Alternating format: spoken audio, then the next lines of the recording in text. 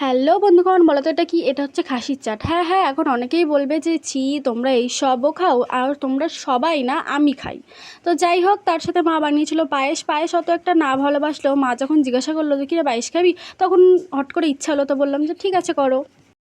আর এইদিকে একটানা বৃষ্টি হয়েই যাচ্ছে কদিন ধরে। এখন সত্যি আর ভাল লাগছে না, জামা কাপড় শুকাচ্ছে না, না মেয়েটার না আমাদের। যাই হোক, তারপরে বিকেলবেলা এখানে চা করে নিয়েছে, চা খাচ্ছিলাম। আর আর এদিকে পেছনে দেখতে পাচ্ছ একটা দোলনা বানানো, তো মেয়ে বলেছিল যে দোল দোল খাবে, তাই জন্য তার দিদা বানিয়ে দিয়েছিল, কিন্তু ওই 2 মিনিট, তার বেশি না। আমার মেয়ে কোনো জায়গায় একটা জায়গায় মানে স্থিরভাবে থাকে না, 2 মিনিটের বেশি কোনো জিনিস নিয়ে খেলাও করে না। তো তোমাদের বাচ্চারাও কি এইরকম?